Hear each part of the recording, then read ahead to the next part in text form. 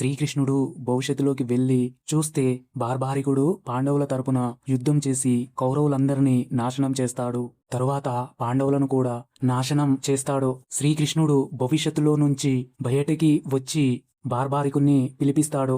బార్బారికుడు శ్రీకృష్ణుడి దగ్గరికి వచ్చి శ్రీకృష్ణుడి కాళ్లకు నమస్కరిస్తాడు. శ్రీకృష్ణుడు అడుగుతాడు, నువ్వు ఎవరి తరపున యుద్ధం చేస్తావు? బార్బారికుడు, మా అమ్మకు మాట ఇచ్చాను, ఎవరి సైన్యం బలహీనంగా ఉంటుందో ఆ సైన్యానికి నేను యుద్ధం చేస్తానని. పాండవుల సైన్యం బలహీనంగా ఉంది కాబట్టి కౌరవులను నాశనం చేస్తా. కౌరవులు నాశనం అయితే కౌరవుల సైన్యం బలహీనంగా ఉంటుంది కాబట్టి కౌరవుల తరపున యుద్ధం చేసి పాండవులను నాశనం చేస్తా.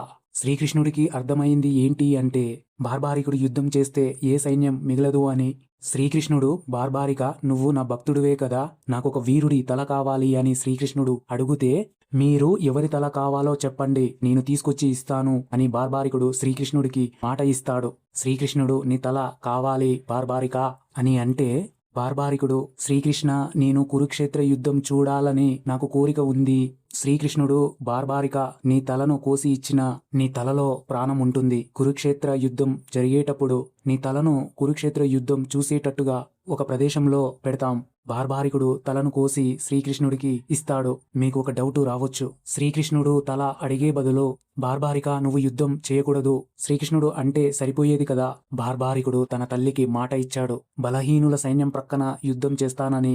శ్రీకృష్ణుడు తల అడగకపోతే బార్బారికుడు ఖచ్చితంగా యుద్ధం చేయాలి. అందుకే శ్రీకృష్ణుడు తలను అడిగాడు. ఈ వీడియో మీకు నచ్చినట్లయితే లైక్, షేర్, సబ్స్క్రైబ్ చేయడం మర్చిపోకండి.